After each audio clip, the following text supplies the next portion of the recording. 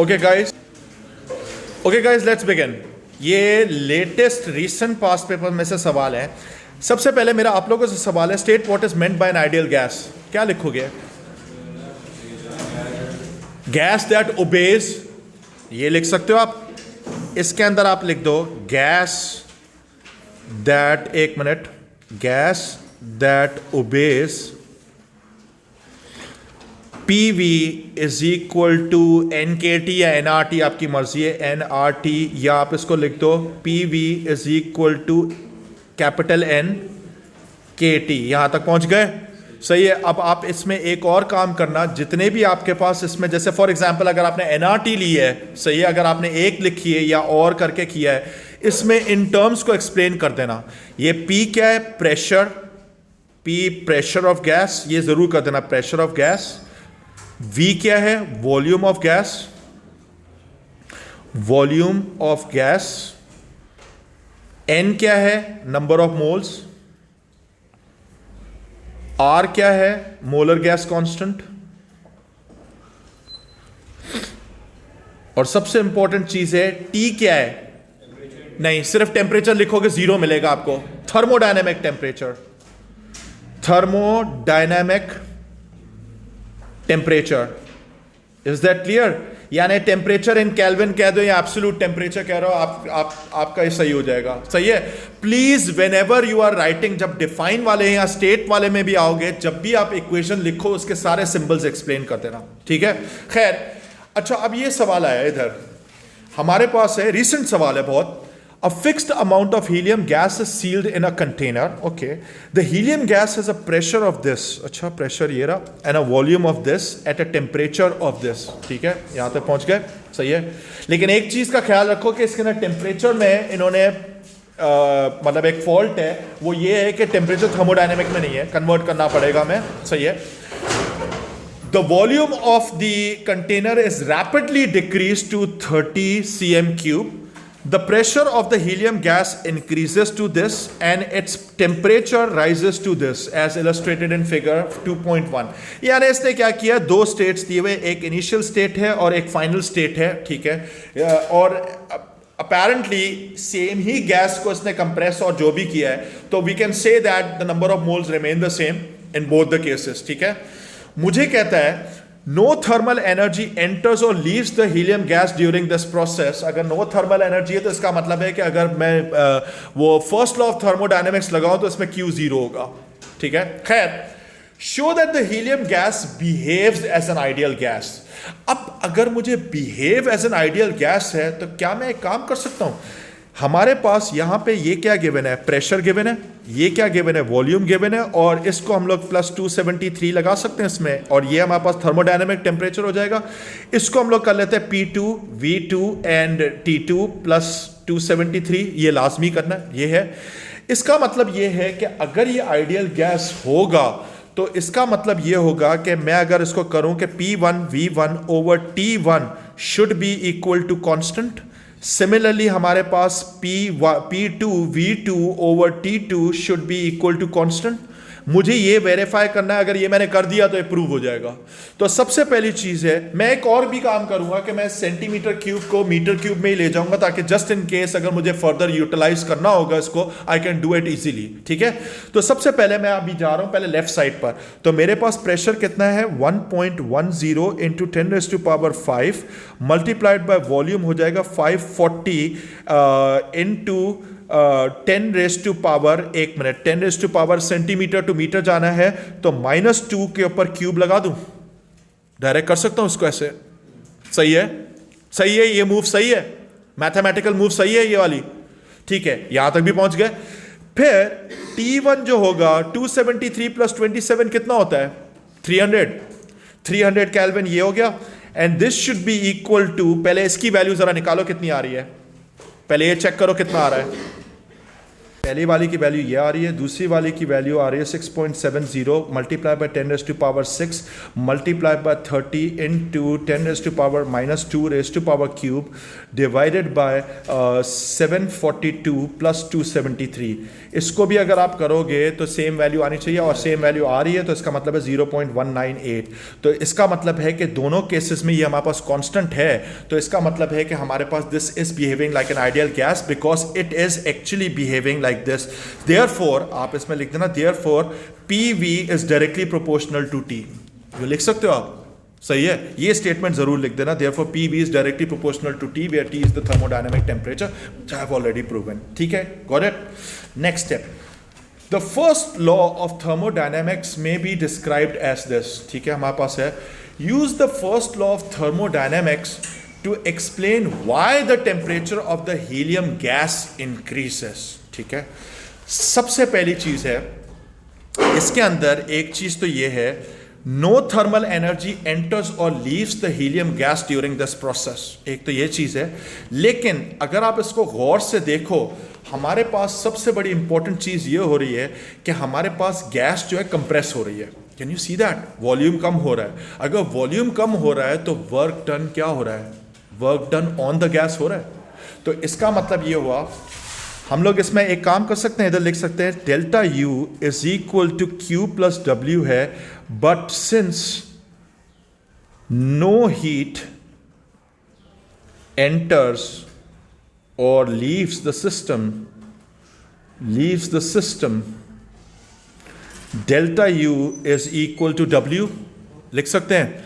लेकिन be careful, अब जो W है इस पर हमारे पास P डेल्टा V के बराबर है, ऐसे कर सकते हैं। यानी हमारे पास जो है, हम लोग इसको ये भी लिख सकते हैं कि delta U is equal to, लेकिन प्रेशर हमारे पास कांस्टेंट नहीं है, लेकिन हमारे पास ये हो रहा है कि मैं इसको हटा देता हूं, अभी इस लाइन को इधर से हटा देता हूं, मैं ये भी लिख सकता हूं, यहां तक लिखा, सिंस, मैं इधर लिख रहा हूं, since gas is being compressed, work is done on the gas, W is positive, so delta U increases। अब मेरे को एक बात बताओ, डेल्टा U है, अभी आपने एक चीज देखा था कि ये पूरी की पूरी जो गैस है, it is obeying, although this is helium gas, but it is obeying the laws of ideal gases, right? अगर आइडियल गैस है, अगर हम लोग इसको सिमुलेट कर रहे हैं, अगर डेल्टा U बढ़ रहा है तो इसमें हमारे पास क्या चीज बढ़ रही होगी? Kinetic energy would increase. So delta U increases since helium is behaving like an ideal gas, so KE must increase। Paper में KE की जगह पे पूरा काइनेटिक एनर्जी लिख कर आओगे, KE उनको पता नहीं होगा, so KE must increase, therefore temperature increases। ठीक है, आई थिंक पूरी फिजिक्स इसमें मैंने लगा दी है, सही है? Is that clear? So temperature increases. Is this clear? Thermodynamic temperature, but अगर temperature increase लिख दो या thermodynamic लिख दो, कोई फर्क नहीं पड़ता इधर। यहां तक क्लियर है? Is that clear? ठीक है, सही है, कोई मसला है इसमें? नहीं। अच्छा, नेक्स्ट स्टेप में ये सवाल जो है, ये आपका फेब मार्च 23 का सवाल है, बाय द वे। ठीक है, अच्छा इधर देखो, लिसन, फिर ये कह रहा है the average translational kinetic energy EK of a molecule, of a single molecule, वैसे भी मैंने आपको बताया था कि 3/2 kT जो होता है, ये एक मॉलिक्यूल का होता है, is given by this expression। Okay, we have this expression where K is the Boltzmann's constant and T is the thermodynamic temperature। मुझे बोलता है calculate the change in the total kinetic energy of the molecules of the helium gas. अच्छा, total kinetic energy of the molecules of the helium gas. जरा सुनो, सबसे पहली चीज है, मैं एक काम कर सकता हूं, इसमें नंबर ऑफ मोल्स की नंबर ऑफ मोल्स भी निकाल सकता हूं, बल्कि नंबर ऑफ मॉलिक्यूल्स निकाल लूं। मैं सबसे पहला काम ये कर ले, यानी मैं एक काम करता हूं, एक काम ये करते हैं, P V is equal to N K T लगा सकते हैं, इधर लगा सकते हैं, किसी भी स्टेट में लगा के मैं निकाल लूं उसमें से नंबर ऑफ मॉलिक्यूल्स, क्योंकि एन जो कैपिटल होता है वो नंबर ऑफ मॉलिक्यूल्स होता है। यहां तो हम लोग पहुंच जाएंगे। जब ये एन आ जाएगा तो फिर मैं क्या करूंगा, एन को उठाकर इसके साथ मल्टीप्लाई करूंगा तो मेरे पास टोटल तो वो आ जाएगी हमारे पास the change in the kinetic energy of the molecule. लेकिन एक मिनट, एक मसला ये है 3/2 kT दो वैल्यूज पे आएंगी, एक हमारे पास टेम्परेचर कम था, एक टेम्परेचर ज्यादा था। यानी हम लोग एक काम कर सकते हैं कि दोनों की काइनेटिक टोटल काइनेटिक एनर्जी को सब्ट्रैक्ट कर लें, रियलिस्टिकली सिर्फ टेम्परेचर में फर्क आएगा। सही है, तो मैं अब इसको ऐसे करना चाह रहा हूं, जरा सुनो। सबसे पहले तो हम लोग एन की वैल्यू निकाल ले, बिकॉज एन की वैल्यू की जरूरत है हमें, ठीक है। सो एन इज इक्वल टू कोई भी वैल्यू ले लेते हैं इसमें हमारे पास, एक मिनट, हाँ ये हो जाएगा n is equal to P V, एक minute, n is equal to P V over T, और हमारे पास नीचे क्या आ रहा है, पी वी ओवर के टी, ये आ रहा है। सही है, पी वी ओवर टी तो हमने पहले ही निकाल लिया था, पी वी ओवर टी तो पहले ही निकाल लिया था, वो कितना आ रहा था 0.198, 0.198 आ रहा था, अग्रीड, हमने पहले ही निकाल लिया था, ठीक है। तो इसको मैं उठा के डिवाइडेड बाय के कर लूं। बेटे मेरे प्यारे बच्चे, we already found this earlier. क्या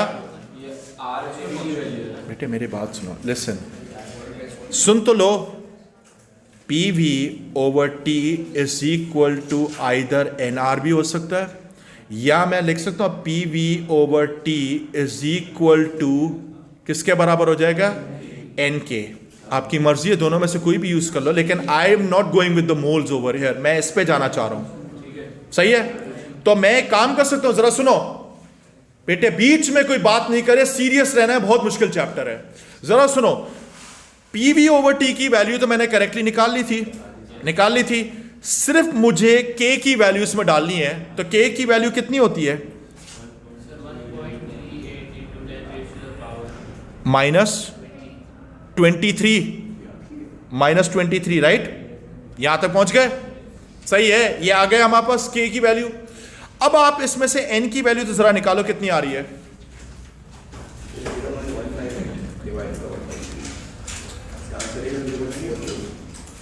वन 1.43 इंटू 10⁻22 मॉलिक्यूल्स। बेटे क्या हो गया पीछे, यही आ रही है, मॉलिक्यूल्स आ गया, यहां तक पहुंच गए। अच्छा, अब मैं एक फाइनल स्टेप कर रहा हूं, यहां तक तो मेरे पास ये आ गया। अब मैं ये कर सकता हूं ई के, सुनो, अब मुझे निकालना है change in the kinetic energy.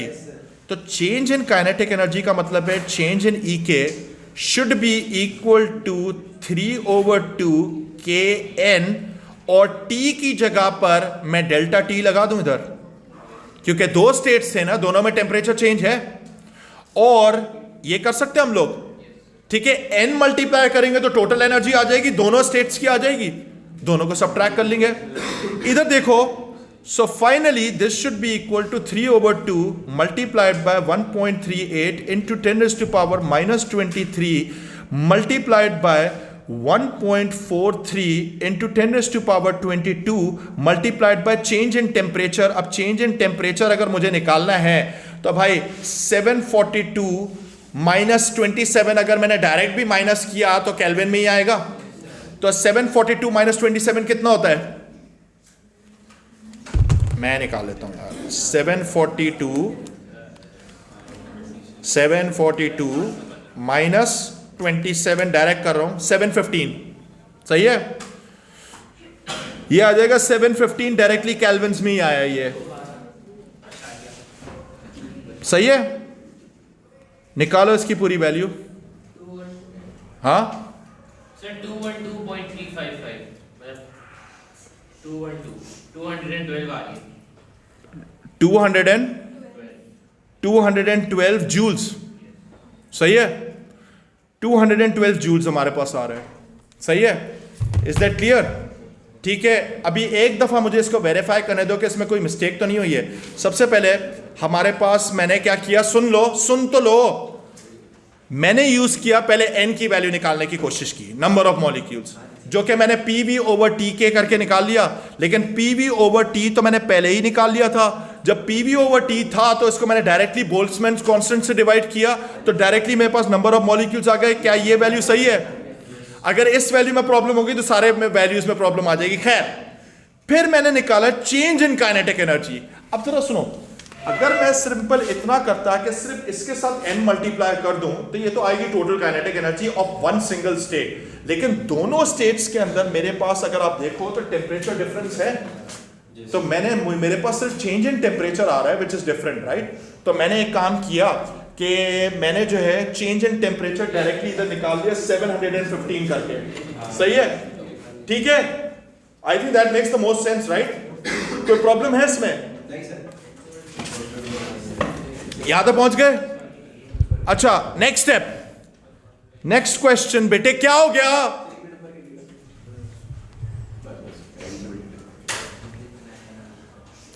Listen बेटे बेटे बेटे, please please please be serious. मुश्किल चैप्टर है यार, ये आसान नहीं है। Even I find it very difficult.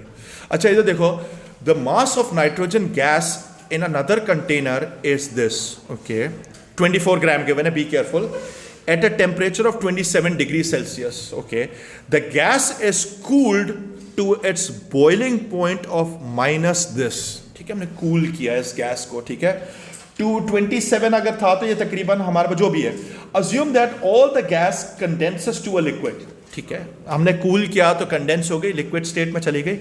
For this change the specific heat capacity of the nitrogen gas is this, ठीक है, यानी change in temperature of the gas हम लोग करके जा सकते हैं।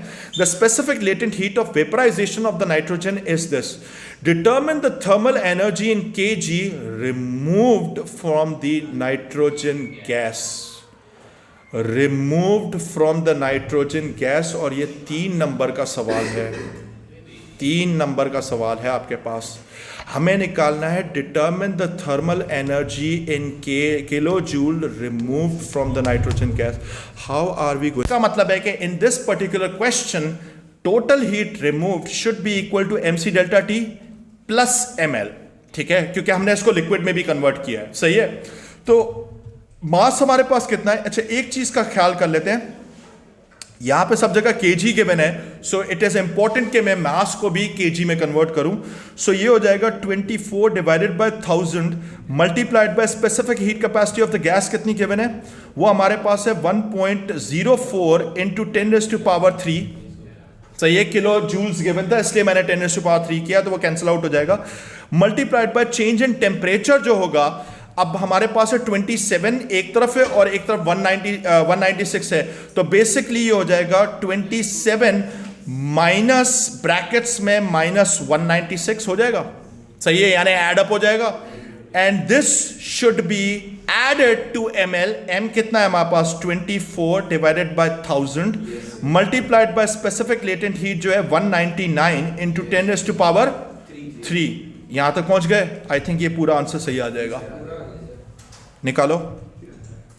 According to the students I just gave them the calculation. उन्होंने परफॉर्म किया, पहले जूल्स में आंसर निकाला, उन्होंने फिर किलो जूल्स में कन्वर्ट किया, तो 10.3 किलो जूल आ रहा है, ठीक है, हो गया यहां पर। सही है, अज्यूमिंग के स्टूडेंट्स ने सही किया होगा ये calculation. Next part, next question ये कह रहा है state the reason why 2 objects are at the same temperature are described as being in thermal equilibrium. कौन सा लॉ होता है ये? जीरोथ लॉ है मेरे प्यारे बच्चे। जीरोथ लॉ कैसे एक्सप्लेन करते हैं? कैसे एक्सप्लेन करते हैं जीरोथ लॉ? बताओ क्या होता है जीरोथ लॉ? भाई इसने बोला है are at the same temperature, why they are in thermal equilibrium. 2 objects हैं, दोनों सेम टेम्परेचर पे, why are these object considered to be in thermal equilibrium when they are in contact? The reason is that there is no net thermal energy transfer between the 2 objects.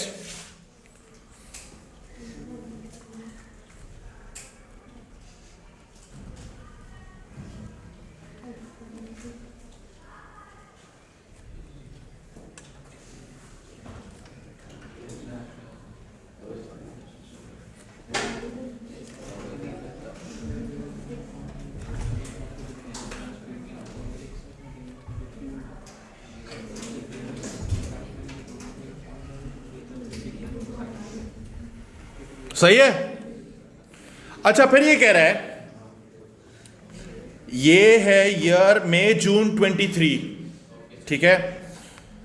Figure 3.1 shows the variation with temperature of the densities of mercury and of water between 0 degrees and 100 degrees Celsius. Bete, please be quiet.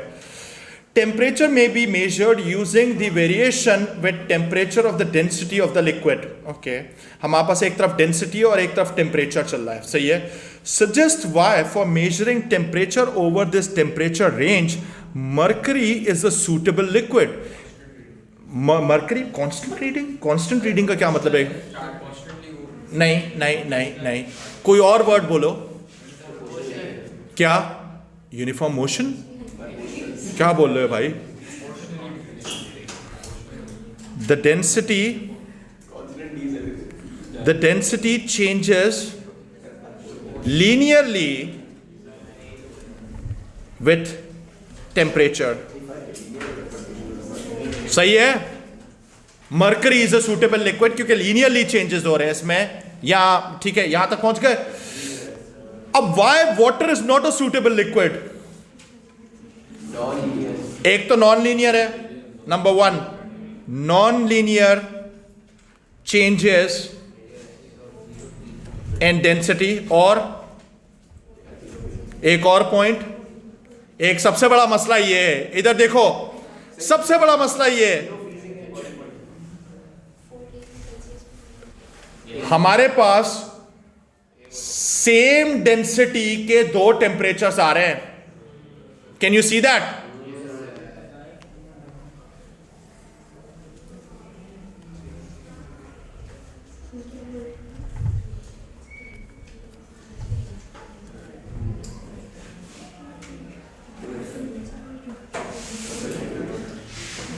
सही है, सही है, clear है, आपके सामने नजर आ रहा है, इधर देख लो, ये टेम्परेचर डिफरेंट है, ये टेम्परेचर डिफरेंट है, और डेंसिटी दोनों की सेम है। नेक्स्ट, अच्छा अब आगे सवाल, मुझे ये कहता है, अ बीकर, प्लीज यार दिमाग लगाना है, प्लीज समझो इसको। A beaker contains a liquid of mass 120 grams, ठीक है। The liquid is supplied with thermal energy at a rate of 810 watts या joules per second, ठीक है, यहां तक भी पहुंच गए। The beaker has a mass of 42 grams. The beaker has a mass of 42 grams. Be careful, beaker का मास दिया हुआ है। स्पेसिफिक हीट कैपेसिटी भी बीकर की गिवन है हमारे पास, और वो भी ग्राम्स में ही गिवन है, तो कोई मसला ही नहीं है, यानी ग्राम से कन्वर्ट करने की जरूरत नहीं है। The beaker and the liquid are in thermal equilibrium with each other at all times and are insulated from the surroundings. ठीक है, ये हमारे पास है।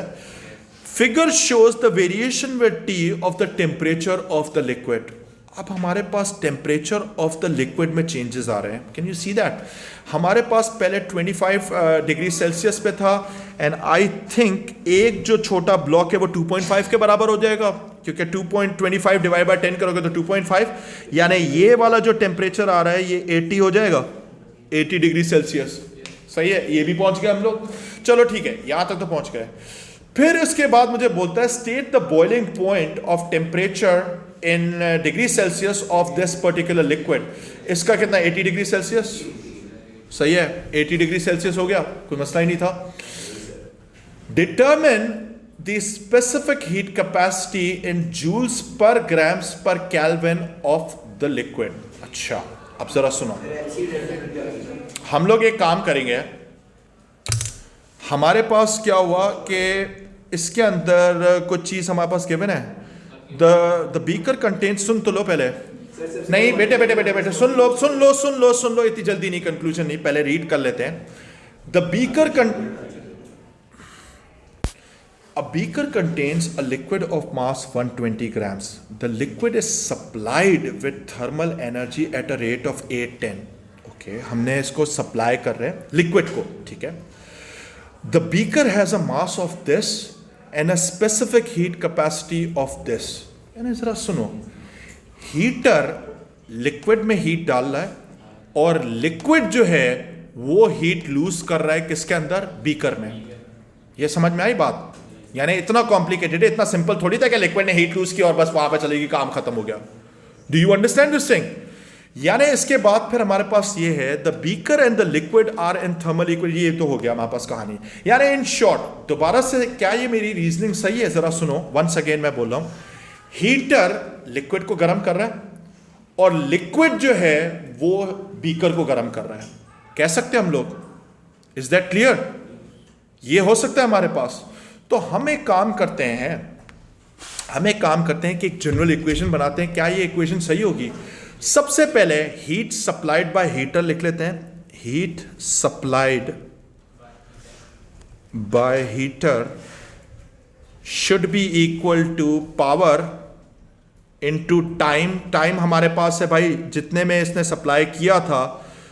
इसने मुझे बोला है कि डिटरमिन द, हमें तो स्पेसिफिक हीट कैपेसिटी निकालनी है, so we are only interested in this. यहां तक टाइम कितना है मेरे पास? ये आ रहा है 21 सेकेंड्स, सही है ना? 21 सेकेंड्स। तो ये हो जाएगा पावर इनटू 21 सेकेंड्स। यहां तक भी पहुंच गए, सही है। ये हो गया पावर इनटू टाइम, ये किया। और पावर भी आई थिंक हमारे पास वैल्यू गिवन थी, वो थी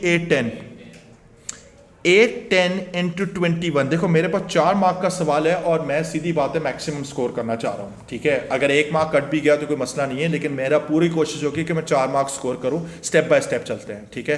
तो ये तो मैं पहले निकालूंगा, heat supplied by the heater. ये निकाल लो वैल्यू कितनी आ रही है, एक स्टेप बाय स्टेप चल रहे हैं तो निकाल लो।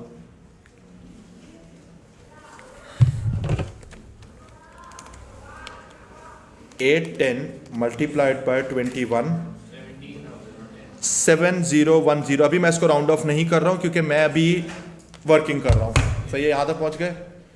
उसके बाद heat supplied would go into liquid और liquid plus heater, sorry liquid plus beaker, ये कर सकते हैं। So heat gained by liquid plus beaker लिख सकते हैं इसको, शुड बी इक्वल टू, सबसे पहले लिक्विड का हमारे पास लगेगा एक mc डेल्टा टी, इस लिक्विड का लगेगा। लिक्विड का कितना है भाई? 120 ग्राम्स। तो ये हो जाएगा 120 मल्टीप्लाइड बाय इसकी स्पेसिफिक हीट कैपेसिटी निकालनी है मुझे, ये मेरा मेन टारगेट था। इसको सी रख लेते हैं। चेंज इन टेम्परेचर मेरे प्यारे बच्चे, इसका चेंज इन टेम्परेचर कितना आ जाएगा? 80 माइनस 25, 80 माइनस 25 इज 55। यहां तक पहुंच गए, सही है। फिर प्लस बीकर, बीकर भी आएगा हमारे पास। बीकर का जो है द बीकर हैज, और ये थर्मल इक्विलिब्रियम में हर वक्त, सही है। तो बीकर का भी सेम ही होगा, सिर्फ इसका मास डिफरेंट है। वो कितना है? 42 मल्टीप्लाइड बाय इसकी स्पेसिफिक हीट कैपेसिटी ग्राम्स में ही गिवन है, तो 0.84, 0.84। यहां तक पहुंच गए। और चेंज इन टेम्परेचर इसका भी सेम ही होगा, सेम ही होना चाहिए। सो 55 होगा क्योंकि थर्मल इक्विलिब्रियम में हर वक्त। Got it? यहां तक पहुंच गए। तो अब फाइनल में हम लोग ये कर सकते हैं, 17010 is equal to 120 into C into 55 plus 42 into 0.84 into 55 कर सकते हैं। इसको निकाल लो। सी की वैल्यू आपके पास ग्राम्स में ही आएगी तो कोई मसला नहीं है। कैलकुलेशन के बाद ये आंसर आ गया, ठीक है। ये किया तो आपने ऐसे ही किया होगा ना कि इसको इसमें से माइनस किया होगा, फिर डिवाइडेड बाय इससे किया होगा, होपफुली सही है। Next step, the experiment in C, ये मुश्किल सवाल होगा, is repeated using water instead of liquid in C, ठीक है। The mass of the liquid used, the power supplied and the initial temperature are all unchanged, right? The specific heat capacity of the water is approximately twice that of the liquid in C, ठीक है। The boiling temperature of the water is 100 degrees Celsius. On figure 3.2, sketch the variation of with time t of the temperature of the water between t is equal to 0 and t is equal to 60 seconds. Numerical calculations are not required. सुनो, सबसे पहली चीज, सबसे पहली चीज़ तो ये है कि हमें इस बार 25 से हमें इसको हम लोग बॉइलिंग पॉइंट तक लेके जा रहे हैं ना, तो ये कहाँ तक जाना चाहिए? एक तो हमें पता है कि इस लाइन को तो टच करना ही करना है, चाहे कुछ भी हो जाए, सही है? This line needs to be touched, but there is a problem. Since इसकी specific heat capacity approximately double है, तो गर्म करने का टाइम भी ऑलमोस्ट डबल होगा। तो इसका मतलब ये होगा कि जो इसका ग्रेडियंट होगा वो रफली इसका आधा होना चाहिए। तो इसका मतलब ये हुआ कि हमारे पास जो फाइनल लाइन आएगी, फाइनल लाइन गिव और टेक ऐसे आनी चाहिए, और इसको फिर इसके बाद फ्लैट लाइन कर देते हैं इधर, सही है? सही आपने थोड़ा गलत बनाई है। 42 पे आ जाएगी। क्या 42 पे फाइनल आएगा। बेटे सुनो तो सही ना, सही सही सुनिए। बेटे इसने मुझे न्यूमेरिकल वैल्यूज पे नहीं जाना, सिर्फ इसका जो है हमारा ग्राफ इस तरीके से जाना चाहिए था, बिल्कुल सही ग्राफ है, ठीक है? और अगर आप सिर्फ इस पे 21 सेकेंड्स की बात करते हो तो इधर टर्मिनेट हो जाएगा, ये सही है? क्लियर है?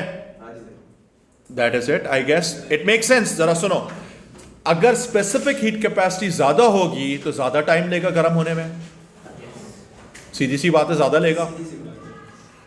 नेक्स्ट स्टेप आगे चले। State 2 basic assumptions of the kinetic theory of the gases. पहले मैं आप लोगों से डिस्कस करूंगा, फिर बात करूंगा। जरा इधर देखो, there are no intermolecular forces of attraction between molecules, volume of molecules is negligible compared to the actual volume occupied by the gas। सही है? अच्छा, अब सवाल आया है, an ideal gas has an amount of substance n, okay, amount of substance moles में होता है। the gas is initially in state x with a pressure 2p and volume v। अच्छा, okay, that's good। The gas is cooled at constant volume, यानी constant volume to state y with pressure p। Okay, यहां तक पहुंच गए।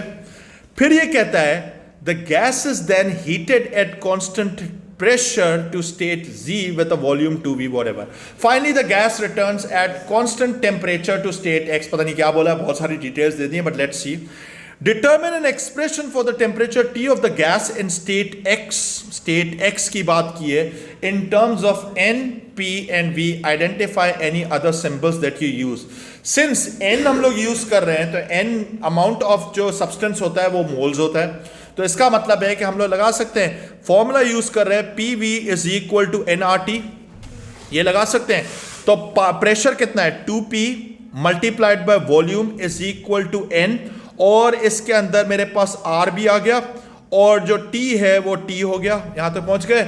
यानी इसका मतलब है कि हमें T का निकालना है, expression for T should be equal to 2PV over NR। सही है? Where R is the molar gas constant. सही है? What do you think? सही है? ठीक है। अब ये कह रहा है ऑन फिगर 4.1, सुन लो, बहुत इंपॉर्टेंट क्वेश्चन है, बहुत दिमाग वाला क्वेश्चन है। On figure sketch the variation with the volume of pressure. Okay, क्या बोला है? Volume of pressure for the gas as the gas undergoes the 3 changes. State X is label states Y and Z. अच्छा, okay okay okay, पहले state y की बात करते हैं। हमारे पास ग्राफ किसका है? प्रेशर अगेंस्ट वॉल्यूम का है। ओके, स्टेट y कहां गया? ये रहा। The gas is cooled at constant volume, volume में कोई चेंज नहीं आ रहा, तो state y with the pressure p। अच्छा, इसका मतलब है अगर इसका वॉल्यूम x का भी वॉल्यूम v था तो इसका भी वॉल्यूम v रहेगा, यानी ये वाला जो पॉइंट होगा ये डायरेक्टली कहीं इधर आ जाएगा। इस पॉइंट को मैं y बोल सकता हूं। Can you see that?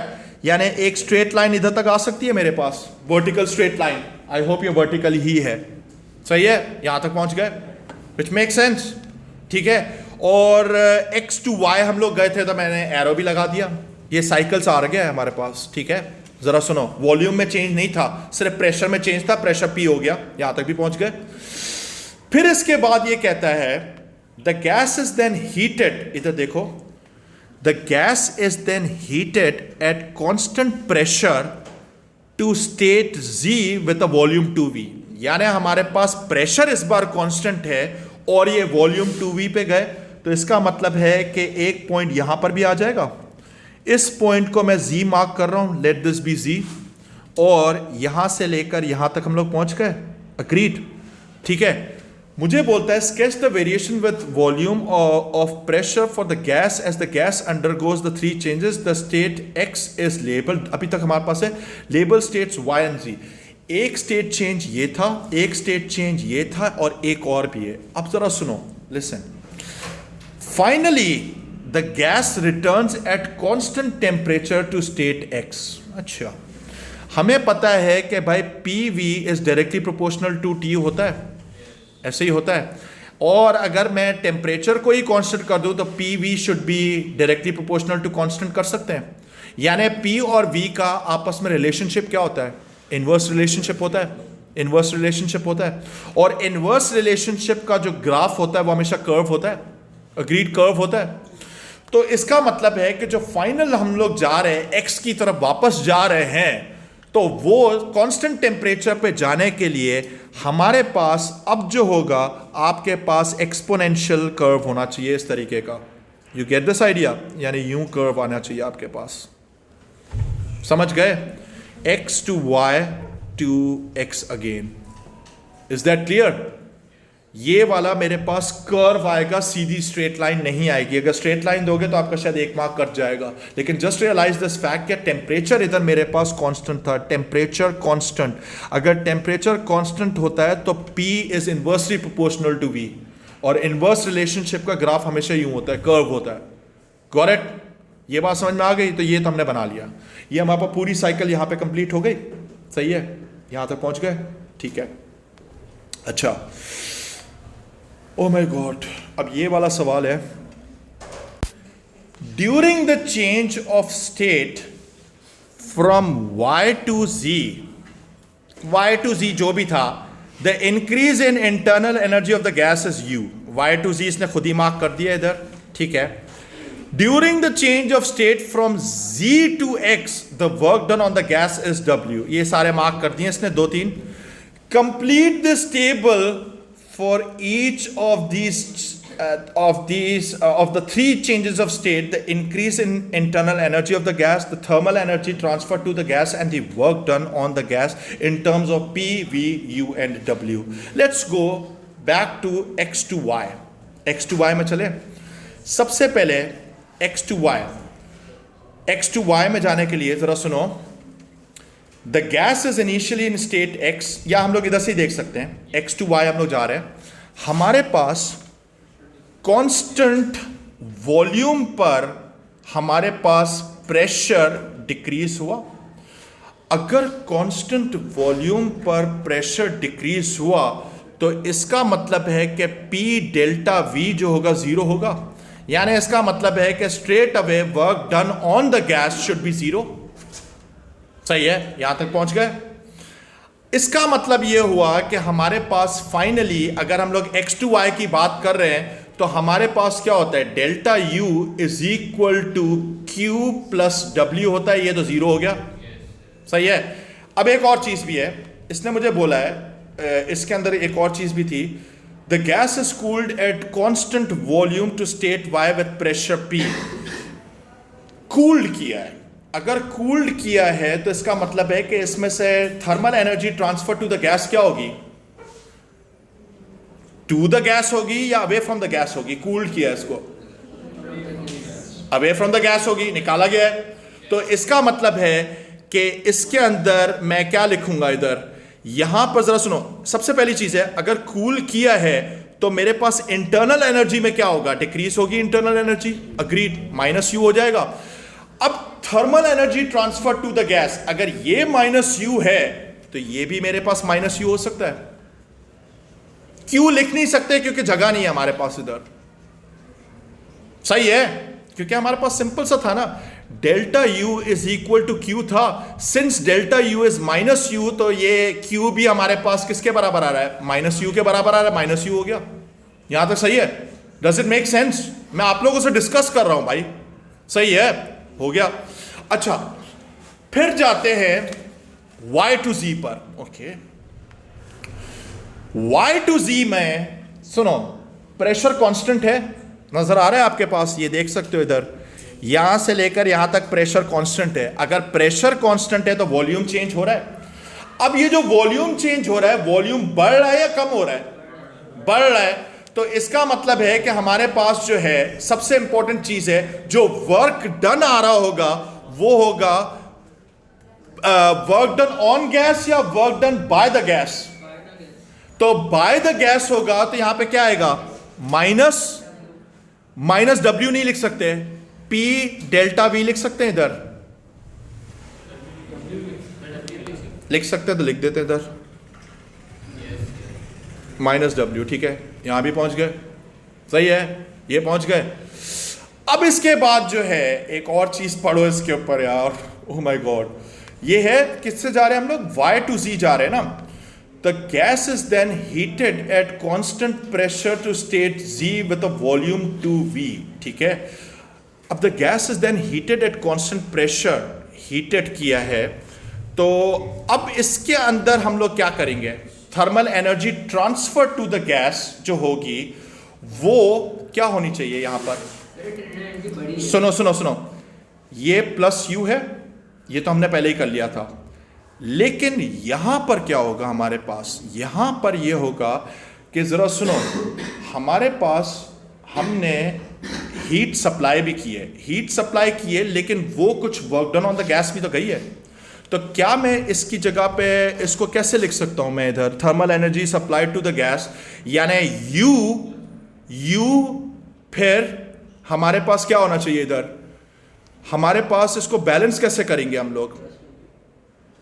एक मिनट, मैं एक काम कर लेता हूं, एक मिनट जरा सुनो, इसको मैं क्यू ही लिख लेता हूं। इधर देखो, इधर देखो, हो जाएगा, अभी हो जाएगा, कोई मसला नहीं है। इसको क्यू लिख लेते हैं। क्या मैं इसको ऐसे लिखता हूं? Plus U is equal to Q और फिर माइनस डब्ल्यू लिख लें, तो ये हो जाएगा Q is equal to U plus W, यानी Q plus P delta V लिख दूं इधर। क्या? तो इसकी जगह पर मैं यू लिख लूं,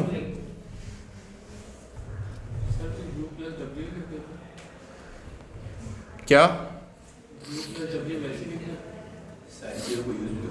हाँ, तो बस सही है ना, u प्लस डब्ल्यू हो गया ना इधर, तो u हो जाएगा u plus p delta v, या इसको मैं w भी लिख सकता हूं इधर, सही है?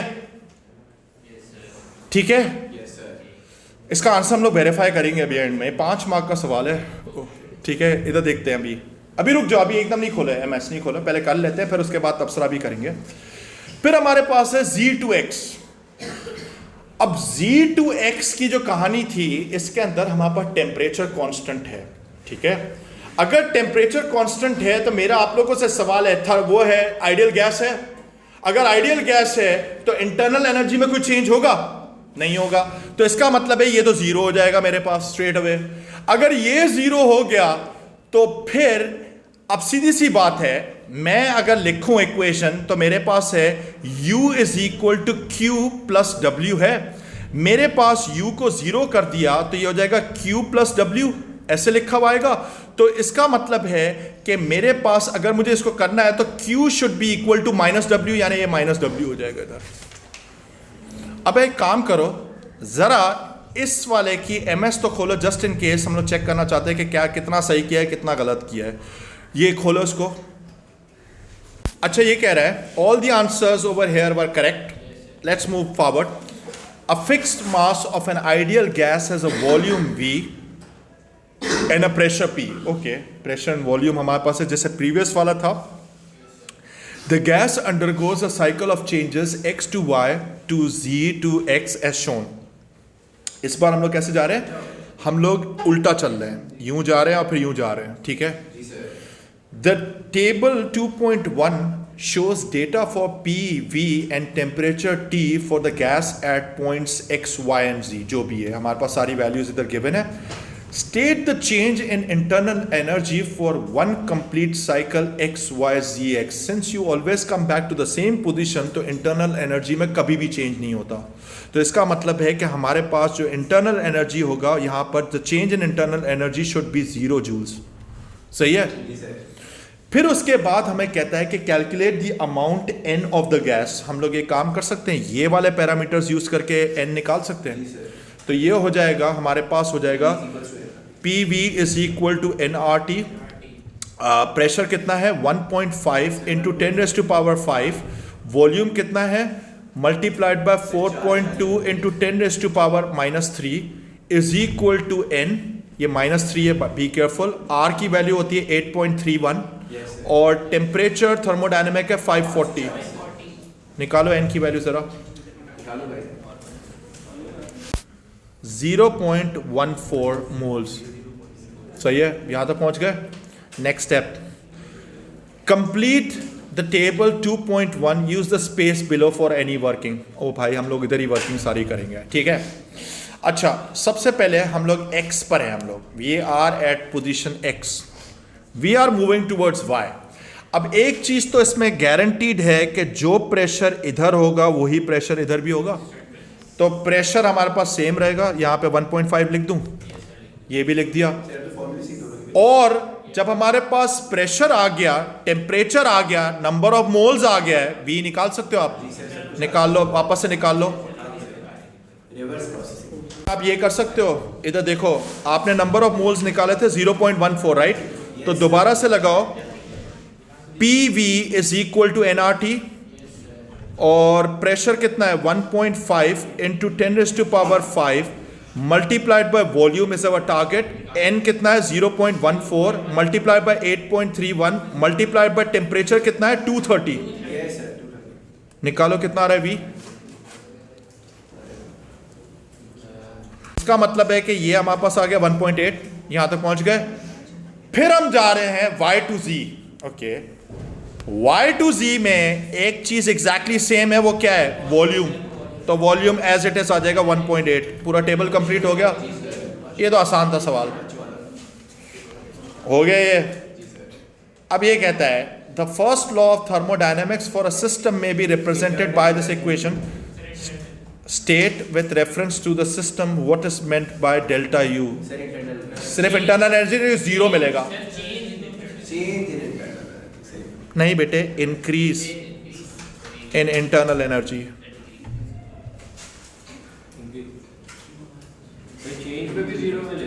जी बेटे, क्योंकि हमारे पास टेक्निकली प्लस साइन किसके लिए होता है, इंक्रीज के लिए होता है ना.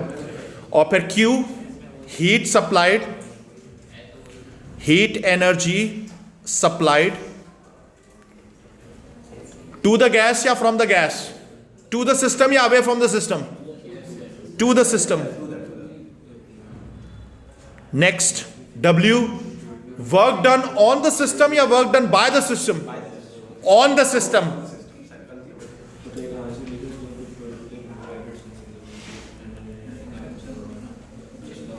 सही है, यहां तक पहुंच गए. अच्छा, इधर इधर इधर इधर इधर इधर इधर ये मुझे कहता है explain how the first law of thermodynamics apply to the change z to x. अच्छा, z to x हमारे पास, इस पर भी पहला पॉइंट लिखा है temperature constant, so no change in internal energy. Next step हमारे पास क्या है, the volume is increasing. So हम लोग ये कर सकते हैं, हमारे पास है हीट सप्लाइड